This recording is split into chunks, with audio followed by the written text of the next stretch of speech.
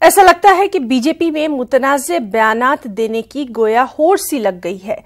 मानो बाज लीडर और कुछ वजीर मखसूस तबके या मजहबी इशूज के खिलाफ बयानात देना अपना बुनियादी हक समझते हैं।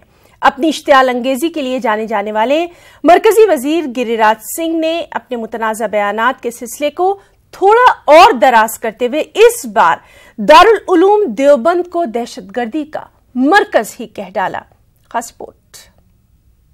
ये देवबंद जो है, पता नहीं यहाँ शिक्षा का मंदिर है या आतंक का मंदिर है। हाफिज सईद भी यहीं का है और बगदादी भी यहीं का है।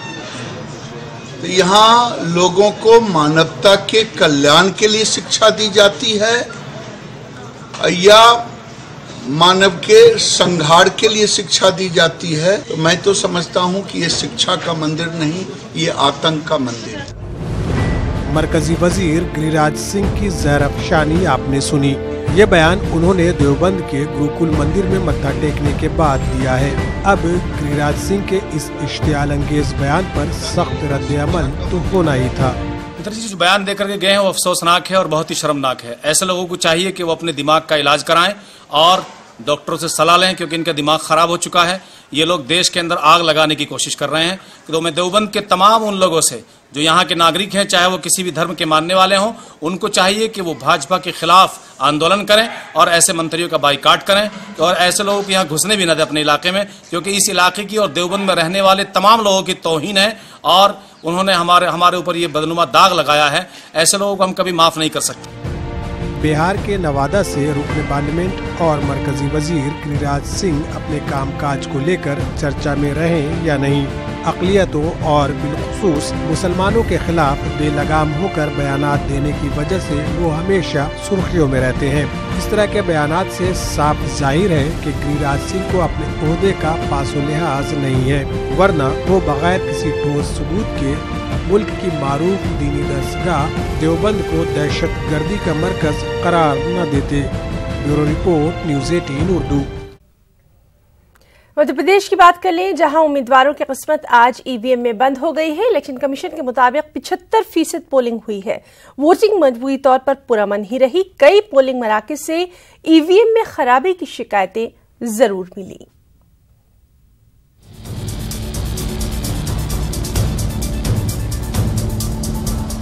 मध्य प्रदेश में चुनाव की गहमा गहमी खत्म हुई। वोटरों का फैसला ईवीएम में बंद हो गया है और साथ ही उम्मीदवारों की किस्मत भी ईवीएम में बंद हो गई है।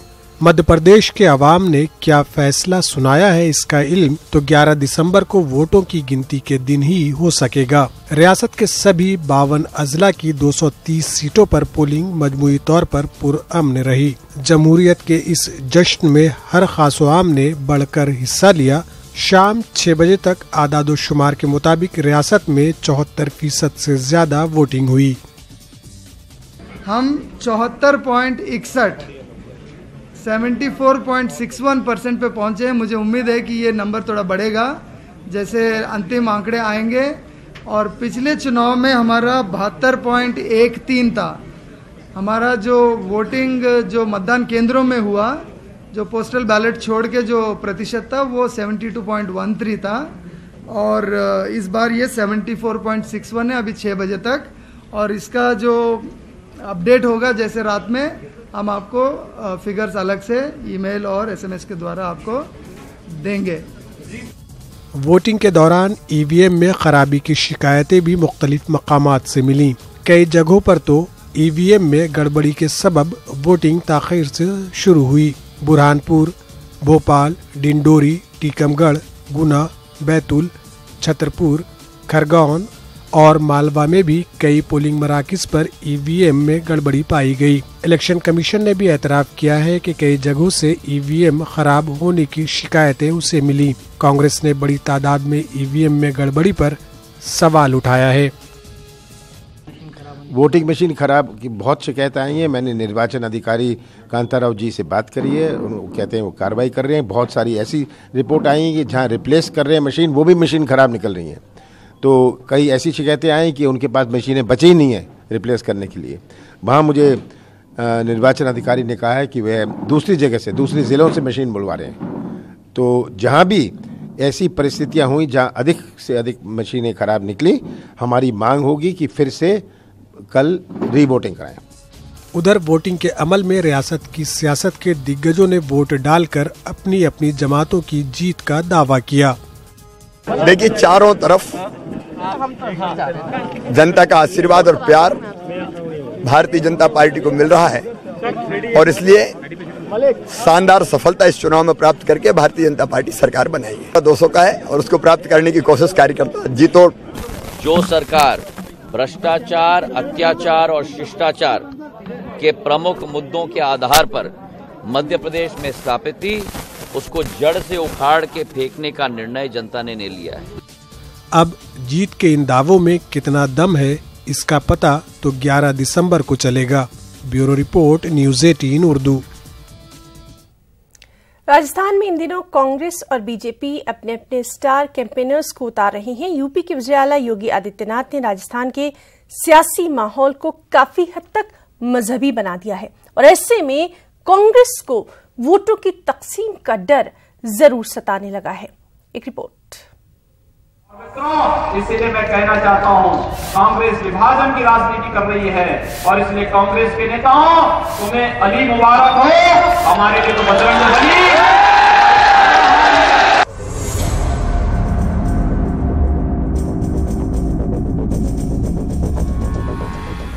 राजस्थान में बीजेपी के स्टार कैंपेनर माने जा रहे यूपी के वज़ीर आला योगी आदित्यनाथ ने रियासत के सियासी माहौल को मजहबी रंग में तब्दील कर दिया है। योगी आदित्यनाथ कांग्रेस को मुस्लिम हामी जबकि बीजेपी को हिंदुओं का मसीहा साबित करने में कोई कसर नहीं छोड़ रहे। और मित्रों, इसलिए मैं कहना चाहता हूं, कांग्रेस विभाजन की राजनीति कर रही है और इसलिए कांग्रेस के नेताओं, तुम्हें अली मुबारक हो, हमारे लिए तो बजरंग बली। उधर राजस्थान की मुस्लिम तंजीमें बीजेपी की तशहीरी मुहिम को बांटने की सियासत से ताबीर कर रही हैं। तो योगी आदित्यनाथ का राजस्थान में कोई बहुत बहस नहीं है, लेकिन चूँकि वो एक उनकी छवि जो है एक धार्मिक उसकी भी है, तो उनको राजस्थान में लाया गया और ख़ास तौर से जो मुस्लिम बाहुल सीटें हैं वहाँ पर जो है उनकी प्रोग्राम्स रखे गए हैं। हम ये उम्मीद कर रहे थे कि वो मोदी जी के विकास की बात करेंगे और जो डेवलपमेंट की बात है वो करेंगे, लेकिन उन्होंने आकर के इलेक्शन को जिस रुख के ऊपर डाल दिया है उससे ये महसूस होता है कि अब जो है बीजेपी अपने एजेंडे से हट गई है। हालांकि हटी हुई तो पहले भी थी, लेकिन अब वो इस मुद्दे के ऊपर ज़्यादा बात करने के मूड में नहीं है और वोटों को पोलराइजेशन करना चाहती है। बीजेपी ने योगी आदित्यनाथ की रैलियों को ऐसी सीटों पर फिक्स किया जहां से कांग्रेस ने अपने मुस्लिम उम्मीदवार मैदान में उतारे हैं और कांग्रेस योगी इफेक्ट से फिक्रमंद तो है लेकिन जाहिर नहीं कर रही। आदरणीय भोगी आदित्यनाथ, क्योंकि अब योगी तो वो रहे नहीं, अब वो भोगी हो गए हैं, राजभोगी। जब भोगी आदित्यनाथ जी को दलित साथियों में से बदबू आए, वो उन्हें साबुन और इत्र छिड़कवाकर नहलवाएं मिलने से पहले। जब भोगी आदित्यनाथ के शासन में सहारनपुर में दलितों के घरों को आग लगवाएं और मुख्यमंत्री के मन में कोई पीड़ा न जागे, तो स्वाभाविक तौर से इसी प्रकार के मुद्दा विहीन बातों को वो यहाँ भी आकर शामिल करवा रहे हैं। आप ध्यान मत दीजिए। यहाँ के समाज के हर एक वर्ग, चाहे वो अपर कास्ट हो, बैकवर्ड हो, दलित हो, शेड्यूल ट्राइब हो, अल्पसंख्यक हो, किसी भी वर्ग का समाज, हमें हर वर्ग के समाज का समर्थन चाहिए और वोट चाहिए।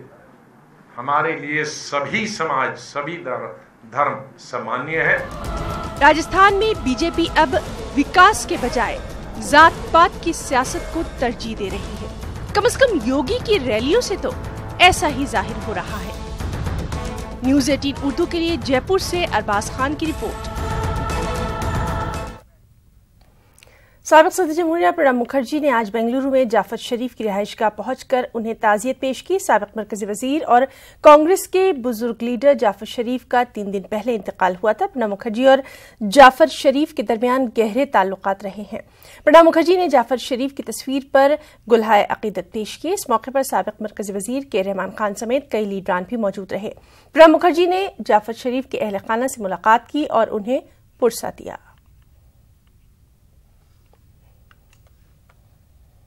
Respect Jafar Sharif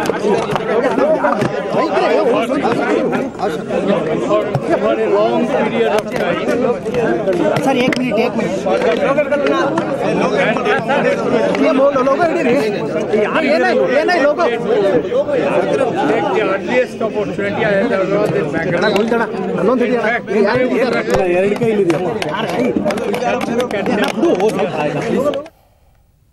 तकरीबन 150 साल कबल शिरडी के साईं बाबा ने दुनिया को सबका मालिक एक का पैगाम दिया था और आज दुनिया में करोड़ों लोग साईं बाबा के इसी पैगाम को मानकर उनके बताए रास्ते पर चल रहे हैं। लेकिन महाराष्ट्र में शिरडी साईं धाम को भगवा रंग देने की कोशिश की जा रही है। यहां द्वारका माई पर सियासत तेज हो गई है। द्वारका माई के बोर्ड से मस्जिद का लफ्ज हटा दिया गया है, जिस पर मकामी अफराद ने नाराजगी का इजहार किया।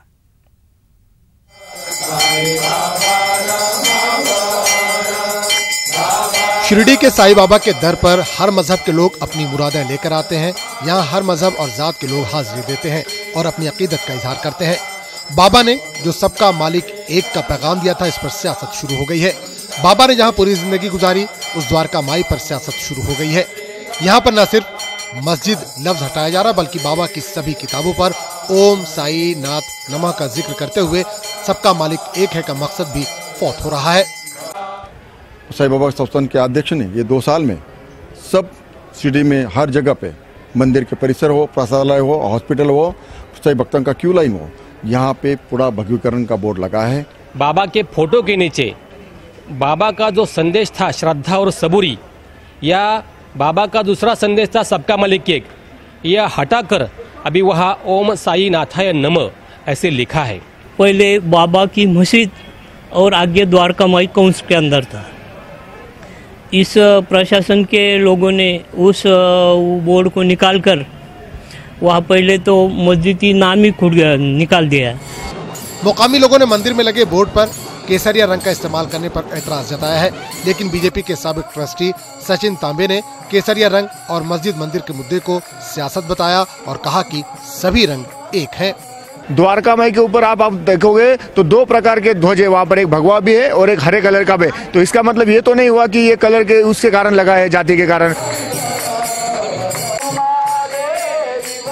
फिलहाल शिरडी में चल रहे भगवाकरण और सबका मालिक एक है के मुद्दे पर ट्रस्ट ने खामोशी इख्तियार कर रखी है और तमाम इल्जामात की तरदीद की है। हमारे संस्थान के द्वारा ऐसा कुछ भी जो अफवाह जो बताई जा रही है वैसा कुछ भी नहीं किया गया है। हमारा जो ऑफिशियल बोर्ड है द्वारका माई के बाहर जो लगा हुआ हमारा संस्थान का ऑफिशियल बोर्ड है, उसमें 3 लैंग्वेज में, इंग्लिश, हिंदी, मराठी, उस तीनों लैंग्वेज में द्वारका माई मस्जिद ऐसा लिखा हुआ है।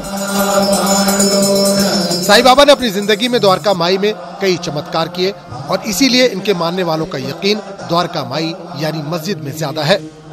शिरडी में चल रहे मस्जिद मंदिर और हरे केसरिया तनाजे से अकीदतमंद भी परेशान है। इनका कहना है कि साईं धाम में ये नहीं होना चाहिए, यहाँ सभी मज़ाहिब के लोग आते हैं। मन को शांति मिलती है, बिगड़े काम बनते हैं। जो मैंने अभी तक बाबा से मांगा है सब पूरा हुआ है। शिरडी साईं बाबा का धाम जब से महाराष्ट्र हुकूमत ने अपनी निगरानी में लिया तब से ही तनाज़ा शुरू हो चुका है। जब जब हुकूमत बदलती है तब यहाँ ट्रस्ट में तब्दीली देखने को मिलती है, लेकिन इस बार मामला ज्यादा तूल पकड़ता दिखाई दे रहा है। न्यूज़ 18 उर्दू, शिरडी, महाराष्ट्र। शिया और सुन्नी तबकों में इत्तेहाद को फरोग देने, गलतफहमियों को दूर करने के लिए कुरान मजीद को आम करने की कोशिश बेंगलुरु में शुरू हो रही है। बेंगलुरु की इमामिया एजुकेशन ट्रस्ट कुरान की एक ऐसी जिल्द को लोगों में तकसीम करेगी जिसमें शिया और सुन्नी उलमाए कराम के उर्दू तर्जुमे एक साथ मौजूद हैं।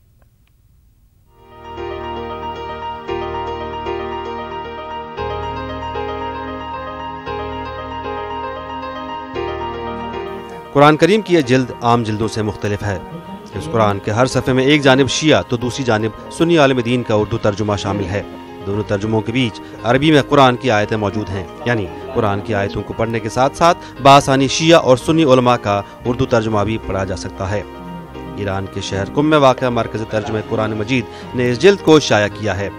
कुरान के इस नुस्खे में हर सफ़े के दाएं जानिब शिया तबके के मशहूर आलिम दीन मोहसिन अली नजफ़ी और बाएं जानिब सुन्नी तबके के मशहूर आलिम दीन मौलाना सैयद अबुल आला मौदूदी का उर्दू तर्जुमा फराहम किया गया है।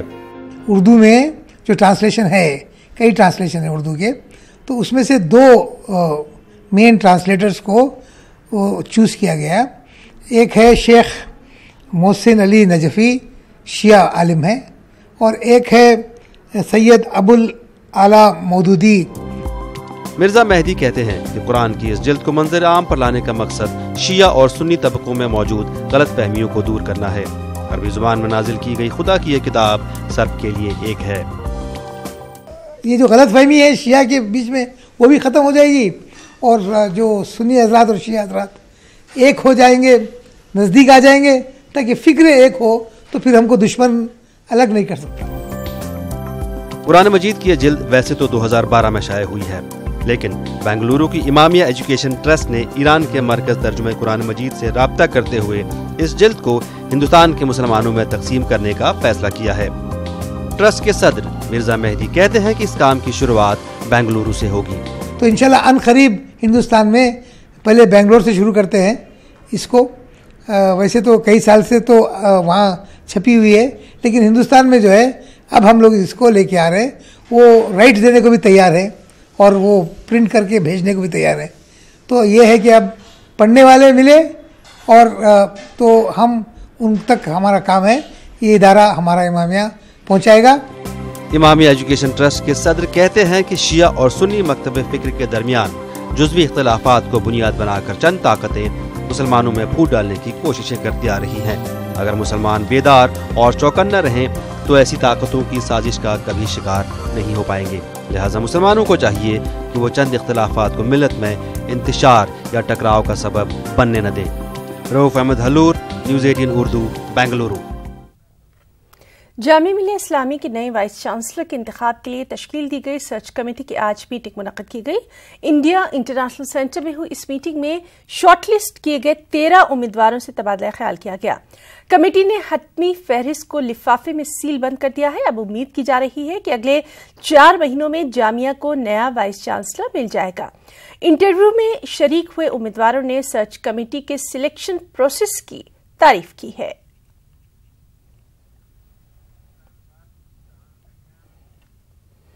वज़ीर-ए-आज़म नरेंद्र मोदी की स्कीम वांचे गुजरात के तहत अहमदाबाद म्युनिसिपल कॉरपोरेशन की जानिब से नेशनल बुक फेयर का इनेकाद किया गया। नेशनल बुक फेयर में दीगर जबानों की किताबों के साथ साथ उर्दू की किताबों के भी स्टॉल लगाए गए हैं।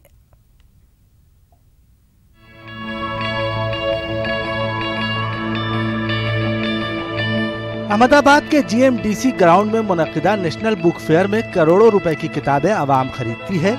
यहाँ उर्दू अदब की किताबों के अलावा इस्लामी लिटरेचर की किताबों के भी स्टॉल लगाए गए हैं। इस्लामी साहित्य अकादमी के स्टॉल पर जो लोग किताबें खरीदने आते हैं वो शरई मालूमात भी हासिल कर रहे हैं। इस्लाम के खिलाफ जो पूरी दुनिया में प्रचार, अप्रचार और प्रोपेगेंडा हो रहा है, उस ताल्लुक से जो है लोगों की क्यूरियोसिटी बहुत है जानने के लिए। अक्सर गैर मुस्लिम बहुत उत्सुकता के साथ आते हैं और पूछते हैं कि हमें इस्लाम का बेसिक बताएं। हमने इस्लाम के ख़िलाफ़ बहुत सारा सुना है मीडिया में, लेकिन हम बेसिक क्या है, बेसिक थॉट्स क्या है, उसके प्रिंसिपल क्या है, वो जानना चाहते हैं।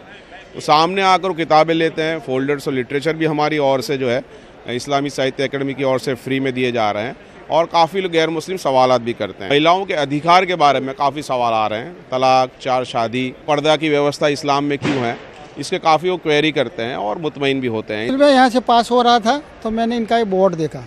बोर्ड में मुझे थोड़ा इंटरेस्ट ज़्यादा लगा तो मैंने खड़ा रह के वहाँ पढ़ा। थोड़ा पढ़ने के बाद मुझे लगा कि नहीं, ये बहुत अच्छी बात है, इन्होंने जो बताई है वो लिखी है वो बहुत अच्छी बात है। तो इसके साथ उसके बाद में मैं इनसे कांटेक्ट किया और इनसे थोड़ा डिस्कस किया। इसके बाद तो इस्लाम के बारे में पहले से मैं थोड़ा कुछ तो जानता हूँ, ये सब वो अपरिचित तो नहीं हूँ, मगर फिर भी जो भी धर्म है, रिलीजियस है, वो तो अच्छा ही है, उसका तो कोई प्रॉब्लम ही है नहीं। धर्म के बारे में काफ़ी सारी क्वेरीज थी जो अभी सभी बच्चों में होगी पहले से, और पहले से स्कूल से ही हम लोगों को ऐसे सिखाया जाता था, हिंदू अलग बैठेंगे मुसलमान अलग बैठेंगे, और काफ़ी सारी ऐसी चीज़ें जो हम लोगों को मुसलमान के बारे में अच्छी बातें, जो सभी की दो साइड होती है, एक अच्छी और एक बुरी, और मुस्लिम में भी ऐसी जो साइड है वो हमें अच्छी वाली दिखाई नहीं दी, अभी से पहले से बुरी दिखाई दे रही है, सबको बुरी बता रहे हम लोग, हमारे बड़े लोग हमको बुरी ही दिखा रहे, अच्छी वाली साइड दिखाई नहीं रहे। तो वही मैं जानने के लिए आया था कि सबकी दो साइड होती है, तो अच्छी वाली साइड कौन कौन सी है, और वो जो हमें नहीं बताई गई, और काफ़ी सारे ऐसे थॉट्स है और कुछ ऐसी अच्छी भी चीज़ें हैं जो हमें भी लेनी चाहिए। किताब मेले में इस साल सबसे ज्यादा लोगों का ध्यान गुजरात साहित्य अकादमी के जानिब से निकलने वाली गुजराती उर्दू डिक्शनरी पर है। ये डिक्शनरी खास इसलिए है क्योंकि इसमें 50,000 से ज्यादा उर्दू अल्फाज का गुजराती में ट्रांसलेट किया गया है। सबसे बड़ी बात इसकी जो खासियत है वो ये है कि बॉम्बे वाला साहब जैसे एक बड़े उर्दू के जानकार और दूसरे केका शास्त्री जो संस्कृत के जानकार थे, उन दोनों ने मिलके ये तैयार की है। तो जो उर्दू के पूरे शब्द है वो बॉम्बे वाला साहब ने उनको देखा, और गुजराती के जो थे वो केका शास्त्री जी ने देखा। गुज़श्ता 6 साल से बुक फेयर का एहतमाम मार्च में होता था, लेकिन गर्मी की वजह से लोगों को दरपेश मुश्किलात के चलते किताब मेले का इनाकाद इसी महीने 24 नवंबर से 30 नवंबर तक किया गया है। न्यूज़ 18 उर्दू के लिए अहमदाबाद से आरिफ आलम की रिपोर्ट। गुज़िश्ता 42 साल से दिल्ली का नेशनल स्कूल एक टीन शेड में चलाया जा रहा है। 3 महीने कबल दिल्ली हाई कोर्ट के हुक्म के बाद स्कूल को मजबूत इमारत मिलने की उम्मीद तो जागी थी, लेकिन दिल्ली हुकूमत और मरकजी हुकूमत के बीच जारी टकराव का खमियाजा स्कूल के तलबा को ही भुगतना पड़ रहा है। एक रिपोर्ट।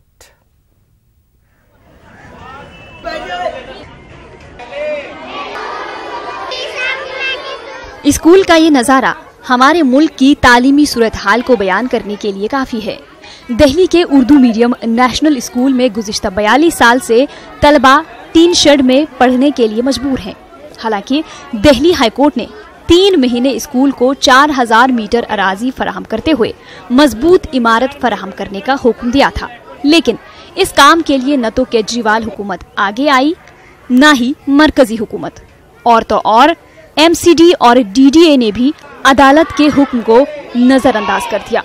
हमेशा की तरह स्कूली तलबा और असातिज़ा इंतजामिया से मजबूत इमारत फराहम करने की अपील कर रहे हैं।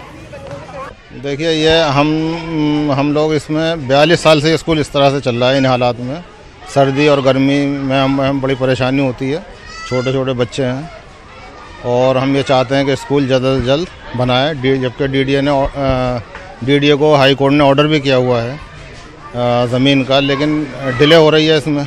हम ये चाहते हैं कि इस डिले को जल्दी से जल्दी दूर किया जाए। किस तरह बनना चाहिए? अच्छा होना चाहिए। कैसा अच्छा होना चाहिए? बिल्डिंग होनी चाहिए, बनी होनी चाहिए। बारिश होती है, बूंदे टीन पे से बूंदे निकलते रहते हैं, क्या होता है? गीले हो जाते हैं, हवा भी चलता है, ठंड भी लगता है। कैसा स्कूल चाहते हो? बिल्डिंग बनी हुई। कैसी बिल्डिंग बनी? अच्छा है 5-6 मंजिल की बिल्डिंग बनी। ऐसा नहीं है कि इस उर्दू स्कूल में दाखिले कम होते हैं। ये दर्दनाक पहलू है कि जिस स्कूल में 750 तलबा ज़ेर तालीम है, इस स्कूल को एक मजबूत इमारत फराहम कराने में इंतजामिया संजीदा नहीं है। 1976 में DDA ने स्कूल की इमारत को मुनहदम करते हुए यहाँ रिहायशी फ्लैट बनाए थे। तलबा के सरपरस्तों के मुताबिक केजरीवाल और मरकज के बीच टकराव का खमियाजा उनके बच्चों को भुगतना पड़ रहा है। थोड़ा तो प्रॉब्लम होता है सर, मैं क्या करें, मैनेज तो हमें भी करना पड़ेगा। बाकी ठीक ही ठाक पढ़ाई तो यहाँ हो ही रहा है, बाकी हौस की कमी है। इमरजेंसी लगी थी ना, जब ये वहाँ से सारा खेल से टूट के यहाँ पर आया, और जब से अभी तक इसको जगह नहीं मिली है, तो बिल्डिंग बनने की तो बात की बात है। तो उसके बाद हमने दिल्ली गवर्नमेंट में कांटेक्ट किया, DDA में, कॉर्पोरेशन में, सब जगह हमने कांटेक्ट किया। पता चला है कि जो कंडीशन शुरू में थी वही कंडीशन सेम है, कोई प्रोग्रेस हमें नज़र नहीं आई।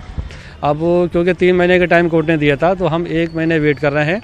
हमारा अब ख्याल ये है कि हम 1 हफ्ते बाद कंटेम्प्ट की एप्लीकेशन फाइल करेंगे हाई कोर्ट के अंदर। दूसरी जानिब केजरीवाल हुकूमत का कहना है कि वो स्कूल की इमारत बनाना तो चाहते हैं, लेकिन डीडीए और एमसीडी अराजी फराहम नहीं कर रहे।